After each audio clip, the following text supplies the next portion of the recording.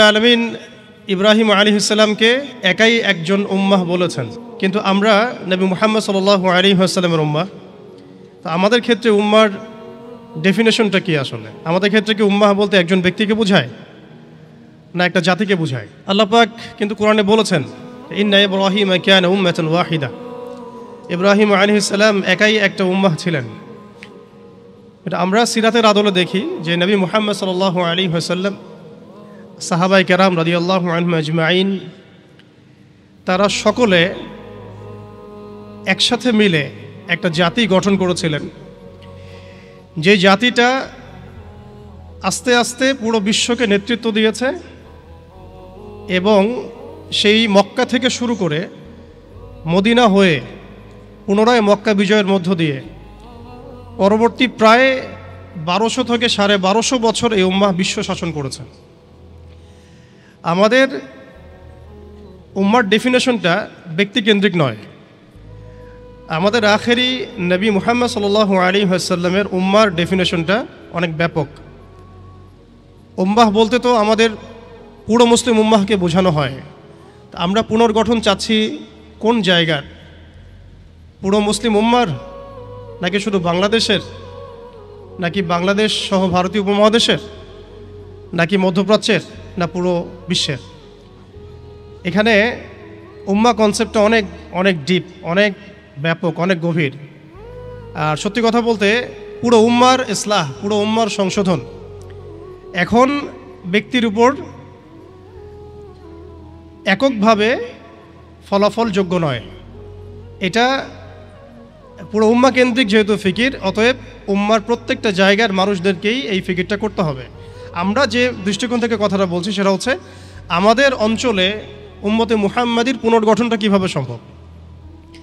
আমরা এভাবে যদি কথা বলতে চিন্তা করি যে আমি বা আমরা দায়িত্ব নিয়েছি পুরো বিশ্বের উম্মার হালত পরিবর্তন করার, এটা আমাদের উপরে যোগ্যতার চেয়ে বেশি দাবি হয়ে যাবে। এটা আমাদের পক্ষে সম্ভব না। পুরো বিশ্বের উম্মার ইসলাহ, সংশোধন, পুনরুদ্ধার, পুনর্গঠন, এটা আমাদের পক্ষে মনে হয় না সম্ভব। আমাদের পক্ষে কতটুকু সম্ভব? আমরা উম্মার যে অংশ বিলং করি সেই অংশে উম্মার পুনর্গঠন কিভাবে সম্ভব? উম্মা অনেক ব্যাপক একটা শব্দ, অনেক গভীর একটা শব্দ। উম্মার মধ্যে দুটো ভাগ আছে, একটা হচ্ছে উম্মাহ তো দাওয়া এবং উম্মাহ ইজাবা। দাওয়া অর্থাৎ নবী সাল্লাল্লাহু আলাইহি ওয়াসাল্লাম সবাইকে দাওয়াত দিয়েছেন। এর মধ্যে কাফের, মুশরিক, মুনাফিকরাও উম্মার অন্তর্ভুক্ত। আব্দুল্লাহ বিন উবাই এবং তার অনুসারীরা কি উম্মার অন্তর্ভুক্ত নয়? ইহুদি, নাসারা, পৌত্তলিকটা কি এই উম্মতের অন্তর্ভুক্ত কিনা? তারা দাওয়ার অন্তর্ভুক্ত, বাট ইজাবার অন্তর্ভুক্ত নয়।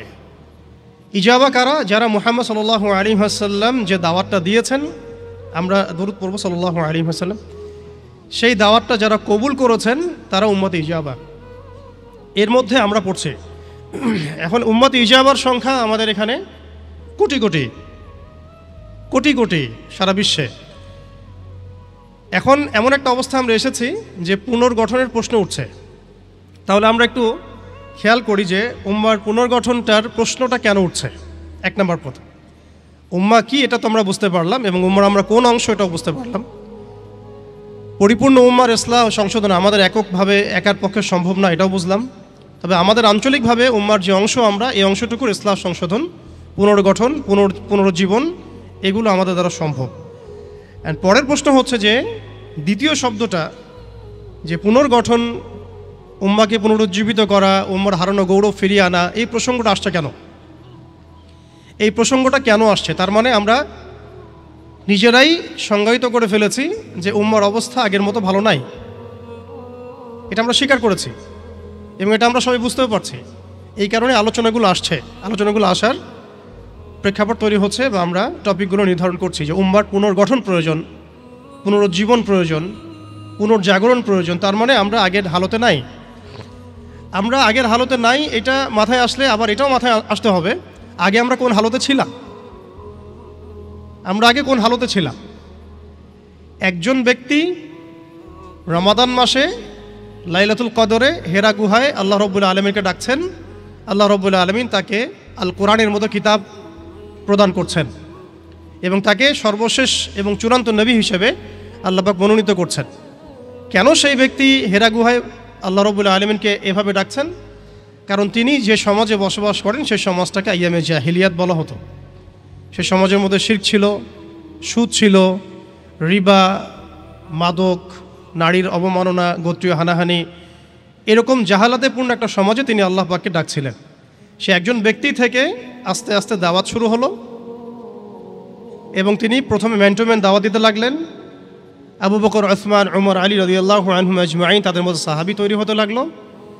এক পর্যায়ে মক্কায় 13 বছর দাওয়াতের মধ্যে আমরা সবরের পরিচয় দিলাম, ধৈর্যের পরিচয় দিলাম, দাওয়াত অব্যাহত থাকলো, আমরা নির্যাতন নিপীড়ন সহ্য করলাম।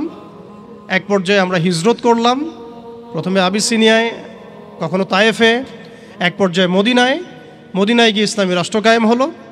আমরা জিহাদ এবং দাওয়াতের মধ্য দিয়ে আস্তে আস্তে মদিনাকে বেস করে বদর, উহুদ, খন্দক, মৌতা, তাবুক এইসব সিঁড়ি পেরিয়ে মক্কা বিজয় পর্যন্ত আসলাম।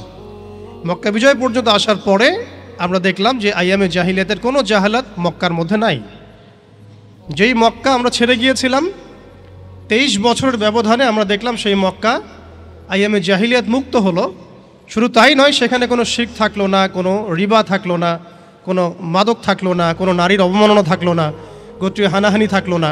যেখানে আমরা ছিলাম মুস্তাদআফিন, দুর্বল, আমরা ছিলাম মক্কা থেকে বিতাড়িত, আমরা ছিলাম সংখ্যালঘু, সেখান থেকে আলহামদুলিল্লাহ মাত্র 23 বছরের ব্যবধানে আমরা পুরো জাজিরাতুল আরবকে শাসন করলাম। এবং সেই বেইজের উপর দাঁড়িয়ে আবু বকর, ওমর, ওসমান, আলী রাদিয়াল্লাহু আনহুম আজমাইন তারা আরও প্রায় 30 বছর ইসলামী খেলাফা বাস্তবায়ন করলেন। এমনকি তাদের বেইজের উপর দাঁড়িয়ে উমাইয়ারা শাসন করলো প্রায় 90 থেকে 95 বছর, আব্বাসীয়রা প্রায় 500 বছরের মতো। এরপরে আসলো তুর্কিরা, মাঝখানে ফাতেমিরা, আপনারা জানেন মামলুকরাও শাসন করেছে, সেলজুকরাও করেছে, অটোম্যানরাও করেছে। তো আমরা বুঝতে পারছি যে উম্মাহ এই হালতে ছিল না এখন যে হালতে আছে। এই ছোট্ট কথা থেকে আমরা বুঝতে পারলাম যে উম্মাহ একসময় বিজয়ী ছিল সব দিক থেকেই, শুধু ব্যক্তিগতভাবে নয়, আধ্যাত্মিকভাবে নয়, শুধুমাত্র তাসকিয়াগত দিক থেকে নয়, শুধুমাত্র সামাজিকভাবে নয়, বরং রাজনৈতিকভাবেও। অর্থাৎ উম্মার পুনর্গঠন, পুনর্জীবন, এই যে কথাগুলো আসে, এগুলো বেসিক্যালি আমরা রাজনৈতিক টার্মিনোলজি থেকে ডিল করছি আর কি। আমাদের উম্মার অবস্থা সবসময় এই বিশ্বকে নেতৃত্ব প্রদানকারী অবস্থায় ছিল, যেখান থেকে আমরা এখন সরে আসছি বলে আমাদেরকে এই টপিক নির্ধারণ করতে হচ্ছে যে কিভাবে আমরা এর পুনর্গঠন করব, পুনরুজ্জীবন করব। এতটুকু আমাদের কাছে ক্লিয়ার যে আমরা এক সময় বিশ্বকে শাসন করেছি, বিশ্বকে নেতৃত্ব দিয়েছি। ব্যক্তি জীবন থেকে শুরু করে রাজনৈতিক জীবন পর্যন্ত আমরা আল্লাহ রাব্বুল আলামিন এবং তার রাসূলের প্রত্যেকটা বিধান মেনে চলেছিলাম বা মানার চেষ্টা করেছিলাম। আল্লাহ পাক আমাদেরকে সম্মানিত করেছিলেন। পৃথিবীর কোনো পরাশক্তি আমাদের সামনে টিকতে পারতো না, পৃথিবীর কোনো পরাশক্তি আমাদের সামনে টিকতে পারে নাই, না রোমানরা, না পার্সিয়ানরা, না এদিকের মাজুসিরা, আর না এই সাবকন্টিনেন্টের পৌত্তলিকরা, কেউই আমাদের সামনে দাঁড়াতে পারে নাই। তার মানে আমরা কয়েকটা দিক থেকে উম্মার বিজয়ে এই সময়টা পেরিয়ে এসেছি। একটা হচ্ছে আধ্যাত্মিক দিক। উম্মাহ এক সময় আধ্যাত্মিকভাবে এমন আলোকিত ছিল যে তাদের ঈমানের সামনে কোনো কুফর টিকতে পারতো না। তারা পারিবারিকভাবে আলোকিত ছিল, তারা জ্ঞানতাত্ত্বিকভাবে আলোকিত ছিল, তারা তাসাউফের দিক থেকে আলোকিত ছিল, তারা অর্থনৈতিক দিক থেকে অনেক শক্তিশালী ছিল, সামরিক দিক থেকে তারা অনেক শক্তিশালী ছিল। জামাবদ্ধভাবে আমরা থাকতাম, কোনো বিভক্তি ছিল না। আমাদের মধ্যে আসসামু ওয়া তাআ ছিল, আমাদের মধ্যে আমির, মামুর, বায়াত এবং ইতাআত ছিল। আমাদের মধ্যে রাষ্ট্র ব্যবস্থা ছিল, খিলাফা স্টেট ছিল, শরিয়া আইন ছিল এবং শরিয়া বা ইমারা রাষ্ট্র ব্যবস্থা ছিল। এবং আস্তে আস্তে আমরা এই বেইজের উপর দাঁড়িয়ে পর্যন্ত জয় করেছিলাম। শুধু তাই নয়, আমরা বলতে পারি যে সিন্ধু, এদিকে সিন্ধু, ওইদিকের আফ্রিকা, আফ্রিকা থেকে সিন্ধু পর্যন্ত, ওইদিকের পশ্চিমা সভ্যতা থেকে চায়না পর্যন্ত, বলা যায় পৃথিবীর 4 ভাগের 3 ভাগ আমাদের দখলে ছিল। এই ছিল উম্মার অবস্থা। আমি বলেছিলাম টপিকটা অনেক গভীর, অনেক সময় সাপেক্ষ। আমি খুব অল্প কথায় বলার চেষ্টা করছি যে উম্মার পুনর্জাগরণ কথাটা বলতে আমরা শুধু আধ্যাত্মিক পুনর্জাগরণ বুঝি না। আধ্যাত্মিক পুনর্জাগরণ আমাদের অনেকের অনেক ভালো অবস্থা এখনও আছে আলহামদুলিল্লাহ। আমাদের প্রচুর মসজিদ আছে, প্রচুর মাদ্রাসা আছে, প্রচুর তুল্লাব আছেন, প্রচুর ওলামায়ে কেরাম আছেন। আমাদের বুদ্ধিজীবীর অভাব নাই, সামরিক বাহিনীর অভাব নাই, কিন্তু আমাদের ইসলামিক স্টেটেরও অভাব নাই। নামকা বাস্তে যদিও অনেক কিছুই, জনসংখ্যাও প্রচুর, সম্পদও প্রচুর, খনিজ সম্পদও প্রচুর। আমাদের মা বোনদের, পর্দানসীন মা বোনদের অভাব নাই। তাহলে আমরা কোন জায়গা থেকে পুনর্জাগরণের কথাটা বলছি? আসলে আমরা পুনর্জাগরণের কথাটা বলছি সামগ্রিক অর্থে, স্পেশালি রাজনৈতিক অর্থে, সামগ্রিকভাবে কিন্তু স্পেশালি রাজনৈতিকভাবে। এখন আসেন যে কিভাবে সম্ভব এই হারানো ঐতিহ্য গৌরব ফিরিয়ে আনা, এটাই মূল কথা। আসলে আমাদের মানে অনেক আলোচনা, কিন্তু মূল কথা কিন্তু অল্প হবে। মানে আসলে কিভাবে পসিবল সেই জায়গা থেকে ফিরিয়ে আসে। এখন আচ্ছা, এখন এতক্ষণ তো বললাম আমরা কোথায় ছিলাম, এখন ওই জায়গা থেকে আমরা কোথায় আসছি এটা একটু বলি, তারপরে বুঝবো ইনশাআল্লাহ ওই জায়গা থেকে আমরা কোথায় আসছি। আসলে এখন আমি একটু আগে বললাম যে আমাদের প্রচুর মসজিদ আছে, মাদ্রাসা আছে, সব কিছু আছে, এটা সত্য। ইসলামের স্বর্ণযুগে যতগুলো ইউনিভার্সিটি ছিল না, আমাদের ঢাকা শহরে গাজীপুরে তার চেয়ে বেশি ইউনিভার্সিটি আছে। ইসলামের স্বর্ণযুগে আমাদের জনসংখ্যা যত ছিল না, আমাদের এখন জনসংখ্যা তার চেয়ে অনেক বেশি। আমাদের মিডিয়া, প্রযুক্তি, আমাদের অস্ত্রশস্ত্র, আমাদের রাষ্ট্র, সব কিছু অনেক বেশি। কিন্তু কোন জায়গা থেকে পিছিয়ে আসছি, আমরা কোন জায়গায় আছি, এটা ডিল করতে হবে। এবং ডিলিংসটা এক্সটার্নাল অবজারভেশন দিয়ে করলে হবে না, ইন্টারনাল অবজারভেশন দিয়ে করতে হবে। খিদির আলাইহিস সালামের মতো বাহ্যিকভাবে অনেক কিছু মনে হবে, অনেক ইসলামিক দল আছে, অনেক মুসলিমদের সংখ্যা অনেক, একটু আগে বললাম মসজিদ মাদ্রাসা সব কিছু অনেক বেশি, সবই ঠিক আছে। কিন্তু ইন্টারনালি আমাদের কিছু বিষয় দেখতে হবে। ইন্টারনালি কি নাই আমাদের মধ্যে? এক নাম্বার, ইন্টারনালি সেই রাজনৈতিক বৈশ্বিক ক্ষমতা আমাদের হাতে নাই, প্রথম কথা। এবং এটা আমাদের জন্য লজ্জার। একটা সময় ছিল যখন আমরা এগুলো সব হাসিল করেছিলাম, প্রথমে তারা আমাদের কাছ থেকে যেটা কেড়ে নিয়েছে তা হচ্ছে রাজনৈতিক ক্ষমতা। তারা আমাদের কাছ থেকে প্রথমে ব্যক্তি জীবনে ধর্মের স্বাধীনতায় হস্তক্ষেপ কেউ করেনি। কুফাররা, জায়নিস্টরা, কাফের, ফাসেক, মুশরিক, মুনাফিক, এদের যে ঐক্য জোট ছিল, তারা প্রথমে আঘাত করেছিল আমাদের খিলাফায়। তারা প্রথমে আমাদের ব্যক্তি জীবনে এসে আঘাত করেন, নামাজ পড়তে পারবা না, পর্দা করতে পারবা না, গরুর গোশত নিয়ে হাঁটতে পারবা না, দেখলেই পিটায় মেরে ফেলবো, এই জায়গায় তারা আগে আঘাত করেনি আমাদেরকে। তারা আমাদেরকে সবার আগে আঘাত করেছে রাজনৈতিক জায়গায়। আমাদের খেলাফা কনসেপ্ট তারা ভেস্তে দিয়েছে, ভেঙে দিয়েছে, বাইতুল মুকাদ্দাসকে লিবারেট করেছে। এরপরে সেই খেলাফা কনসেপ্টটাকে দূর করে দিয়ে তারা 50 থেকে 57টার মতো ক্ষুদ্র ক্ষুদ্র রাষ্ট্রে আমাদেরকে বিভক্ত করে দিয়েছে। এরপরে শুধু তাই নয়, এটা তো গেল বিভক্তি, কাঁটাতারের বেড়ার, যেটাকে আমরা নাম দিয়েছি জাতীয়তাবাদ। তারা প্রথমে আমাদের মাদ্রাসাগুলো বন্ধ করে নাই, তারা ওয়াকফ বিল দিয়ে এইভাবে আমাদের মাদ্রাসা, আমাদের মসজিদ, ভূমিগুলোকে দখল করে নাই। তারা প্রথমে আমাদের রাজনৈতিক ক্ষমতাটাকে কেড়ে নিয়েছে, খিলাফা কনসেপ্টটাকে ডিস্ট্রয় করেছে। এরপরে 57টার মতো টুকরা টুকরা রাষ্ট্রে আমাদেরকে ভাগ করেছে। এরপরের অবস্থা আরও ডেঞ্জারাস। ওই রাষ্ট্রগুলোর মধ্যে তারা তাদের তাবেদার মোনাফেক শাসক বসাইছে। তাদের ধাপগুলো বুঝেন, কোন জায়গা থেকে আমরা কোন জায়গায় আসছি। তারপরে আমি অল্প কথা শেষ করব যে সলিউশন হতে পারে কি কি, যদিও সেগুলোর বেশিরভাগই তাত্ত্বিক, প্র্যাকটিক্যাল খুব কমই হবে। আর প্র্যাকটিক্যাল কেন কম হবে? আমাদের কারণেই হবে। কারণ আমরা অনেক কিছু বুঝি কিন্তু কাজ করতে চাই না। আমরা বুঝি অনেক কিছুই, কাজ করতে বলেন কাজের বেলা নাই, বুঝার বেলা আছে। এগুলো আমরা বুঝতে আসি 100 বছর থেকেই।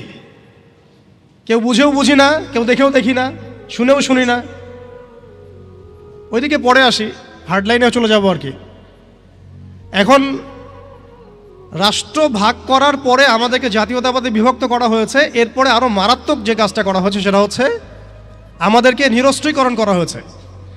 আপনি আপনার রাষ্ট্রের অভ্যন্তরে নিজের ইচ্ছায় আপনি বিশ্বের মারণাস্ত্রগুলো তৈরি করতে পারবেন না। তারা আপনাকে আইন করে দিয়েছে, ব্যান করে দিয়েছে। তারা আমাদের রাষ্ট্র ব্যবস্থার মধ্যে ইউনাইটেড নেশনসের মতো মুসলিমদের ইউনাইটেড মুসলিম অর্গানাইজেশনগুলোকে দমন করেছে এবং সেগুলো গঠন করতে আমাদেরকে দেয় নাই। উল্টা তারা সেগুলো করেছে ঠিকই। এরপরে তারা আমাদের রাষ্ট্র ব্যবস্থাগুলোর মধ্যে ওই মোনাফেক শাসকদেরকে বসিয়ে জনগণকে শাসন করিয়েছে। এখনও করে যাচ্ছে, আগামীতেও হয়তো করে যাবে। আমরা সবই বুঝি, কিন্তু আমাদের চিন্তাগুলো কেন জানি মসজিদ পর্যন্ত সীমাবদ্ধ হয়ে যাচ্ছে। এরপরে যেটা হয়েছে আরও মারাত্মক, ওই রাষ্ট্রগুলোর মধ্যে তারা 5টা আমি বলি দেবতা, 5 দেবতা ঢুকিয়ে দিয়েছে। 5 দেবতা কি? আগে ছিল 4 দেবতা, লাত, উজ্জা, হুবল আর মানাত। লাত, উজ্জা, হুবল আর মানাত নিশ্চয়ই পড়েছেন আপনারা সিরাতের মধ্যে। এগুলো ছিল আবু জেহেল, আবু লাহাবদের দেবতা। তারা কিন্তু এই দেবতাগুলোর পূজা করত আল্লাহকে পাওয়ার জন্যই। তারা বলতো মা না'বুদুহুম ইল্লা লিয়ুকাররিবুনা ইলাল্লাহি যুলফা, আমরা শুধু এই কারণেই এই লাত, উজ্জা, হুবল, মানাতের ইবাদত করি যাতে তারা আমাদেরকে আল্লাহ পর্যন্ত পৌঁছে দেয়। এখনও এই 4-5টা দেবতার আমরা পূজা করছি, বাট এগুলো ভিজুয়াল না, এগুলো হচ্ছে আদর্শিক, ফিলোসফিক্যাল। যেমন একটা হচ্ছে ডেমোক্রেসি, নিতে পারবেন অনেকে কথাটা, যে ডেমোক্রেসি একটা দেবতা হয়ে গেছে এখন, ইনভিজিবল দেবতা। এটা একটা দেবতা হয়ে গেছে, কি দাড়িওয়ালা কি টুপিওয়ালা সবাই পূজা করতেছে। সুবহানাল্লাহ, মানে অবাক হয়ে যাবেন। রিপোর্ট করছে টিভিতে, আপনারা কি চান, এই গভর্নমেন্ট কয় বছর থাক, এই গভর্নমেন্ট কয় বছর থাক, আপনি কি ইলেকশন চান, আপনি কি চান না। অডিয়েন্সের সাধারণ আম জনগণের জবাব হচ্ছে না, আমরা ইলেকশন চাই না। ইলেকশন দিয়ে কি হয়, খালি এক জালেম যে আরেক জালেম আসে, আমরা এইসব ইলেকশন চাই না। আমরা চাই ভালো কোনো সরকারি ব্যবস্থায় থেকে যাক আরও 10 বছর। মানে সবচেয়ে ভালো যে চিন্তাটা তাদের, সেটাও গণতন্ত্রের বাইরে যেতে পারে না। সরি, সবচেয়ে ভালো তাদের ইনসাফপূর্ণ যে চিন্তাটা মাথা থেকে আসে, সেইটাও এই দেবতাগুলোর বাইরে যেতে পারে না। ওই পূজার মধ্যেই চিন্তা। আমরা চাই এরকম একটা গভর্নমেন্ট আসুক, এই পদ্ধতি থাক, এবং আরও 10 বছর তারা দেশ চালাক। মানে ইসলামে যে আল্লাহ প্রদত্ত একটা রাষ্ট্র ব্যবস্থা আছে, একটা ইসলামী শাসন ব্যবস্থা আছে, এই কনসেপ্টটাই নাই। নামাজ পড়ছে মাশাআল্লাহ, রোজা রাখছে, হজ উমরা সবই করছে, বাট কেন জানি পলিটিক্যালি রাষ্ট্র ব্যবস্থা, ইসলামের যে রূপরেখা আছে বা ইসলামের যে একটা সুন্নাহ আছে, নবী সাল্লাল্লাহু আলাইহি ওয়াসাল্লামের যে একটা রেখে যাওয়া উসওয়াতুল হাসানা আছে, এইটাই মানুষ মানতে পারছে না বা বুঝতে পারছে না। জাযাকাল্লাহ। আপনারা অবচেতন শব্দটার সাথে পরিচিত কিনা? একটা হচ্ছে আমরা জেনে বুঝে একটা কাজ করি, একটা হচ্ছে না জেনেও করি অবচেতন মনে। তো এটা একটা দেবতা, ডেমোক্রেসি একটা দেবতার নাম, যেটার পূজা করছে এখন মানুষ সারা ওয়ার্ল্ডে। আরেকটা হচ্ছে এইথিজম, নাস্তিকতা। আরেকটা হচ্ছে, আমি লিখছিলাম সকালবেলা, একটা শব্দ বের হয়েছে আর কি লিখতে লিখতে। একটা হচ্ছে ডেমোক্রেসি, একটা এইথিজম, একটা ন্যাশনালিজম, একটা কমিউনিজম, আর একটা হচ্ছে সেকুলারিজম। 5টা শব্দ বললাম আর কি। এখনকার এই বিশ্ব ব্যবস্থায় ইসলামী খেলাফতকে দূর করে দিয়ে, উম্মাকে বিভক্ত করে দিয়ে, মুনাফিক শাসকদেরকে বসিয়ে ইন্টারনালি প্রত্যেকটা রাষ্ট্রে এই 5টা দেবতা বসানো হয়েছে। ডেমোক্রেসি, এইথিজম, আর বললাম কি ন্যাশনালিজম, একটা কি বললাম কমিউনিজম এবং সেকুলারিজম, DANCS, কিছুটা ড্যান্সের মতো আর কি। আসলে এরা বিশ্বকে নাচাচ্ছেই, এরা এইসব মতবাদ দিয়ে বিশ্বকে নাচিয়ে বেড়াচ্ছে আর কি। তারা নিজেরা নাচে না এগুলোতে, বরং তারা এগুলোর মধ্য দিয়ে মুসলিমদেরকে নাচায়। যদিও এটা এক্স্যাক্টলি ড্যান্স শব্দটা হয় নাই, কাছাকাছি হয়েছে আর কি। এখানে D আছে, A আছে, N আছে, C এবং S আছে। এই 5টা দেবতার শেকড় যদি এই বিশ্ব থেকে উপড়ে ফেলা না যায়, তাহলে ইসলামী শরিয়া, ইমারা এবং খেলাফা কায়েম হবে না। এবং যখন এই বিশ্বে ইনশাআল্লাহ তাআলা আগামীতে শরিয়া, ইমারা এবং খেলাফা বাস্তবায়িত হবে, তখন এই 5টা দেবতার কোনোটাই বাকি থাকবে না ইনশাআল্লাহ। এই নাপাকিগুলো থেকে পবিত্র না হয়ে বা পবিত্রতা হাসিল না করে আপনি আমি যতই একটা গ্লাসের মধ্যে মধু ঢালি, আর আপনি দুধ ঢালেন, আর কোনো শরবত ঢালেন, ওই গ্লাসটাই নাপাক। আফসোস হচ্ছে আমরা এই নাপাকিগুলো ধরতে পারছি না অনেকেই। আল্লাহ পাক আমাদেরকে ধরার এবং বোঝার তৌফিক দান করেন। এই সিস্টেমগুলো ব্যর্থ, এই মতবাদগুলো ব্যর্থ। এই মতবাদগুলো তৈরি করা হয়েছে আমাদেরকে শাসন করার জন্যে। এই মতবাদগুলো আমাদেরকে গিলানো হয়েছে আমাদেরকে ডমিনেট করার জন্যে, আমাদেরকে পশ্চিমাদের দাস বানানোর জন্যে, জায়নিস্টদের দাস বানানোর জন্যে, আইএমএফের কাছে লোনের হাত পাতার জন্যে, কোনো ডিসিশন নেওয়ার আগে, রাষ্ট্রের কোনো ডিসিশন নেওয়ার আগে ইউনাইটেড নেশনসের কাছে এই ভিক্ষার ঝুলি পেতে দেওয়ার জন্যে, আমাদের চোখের সামনে আমাদের ভাই বোনদেরকে নির্মমভাবে হত্যা করলেও আমরা টু শব্দ করতে পারবো না এই জন্যে। ইভেন আমাদের দেশের 99% মানুষও যদি শরিয়া চায়, তবুও রাষ্ট্র ব্যবস্থা এটা চাইবে না, কারণ রাষ্ট্র ব্যবস্থা এই তন্ত্রমন্ত্রগুলো দ্বারা দীক্ষিত। এর মধ্যে আরও আছে মানবরচিত সংবিধান, আরও আছে মানবরচিত বিচার ব্যবস্থা, আরও আছে আল্লাহর হালালকে হারাম করে ফেলা, আল্লাহর হারামকে হালাল করে নেওয়া। পুরো একটা তাগুতি এবং কুফরি সিস্টেম আমাদেরকে দেওয়া হয়েছে। কোন জায়গা থেকে? খেলাফা অ্যাবলিশ করার পর থেকে। আমরা কোথায় ছিলাম এটা আমাদেরকে বুঝতে হবে। এখনকার প্রবলেম কি সেটাও বুঝতে হবে, ক্রাইসিসগুলো, তারপরে আসতে হবে সলিউশন কোথায়। এগুলো ক্রাইসিস। তারপরে ডেমোক্রেসি দিয়ে কি করা হচ্ছে এটা আপনারা অনেকে জানেন, কিন্তু অনেকে আবার বুঝেনও না। এটা দিয়ে আল্লাহর হালালকে হারাম করা যায়, আল্লাহর হারামকে হালাল করা যায়। এটা দিয়ে আল্লাহর জমিনে মানুষের শাসন কায়েম করা যায়। এটার ধোয়া তুলে যে কোনো মুসলিম কান্ট্রি আক্রমণ করা যায়। আরব বসন্তের ধোয়া তুলে কি করা হয়েছে আমরা দেখি নাই?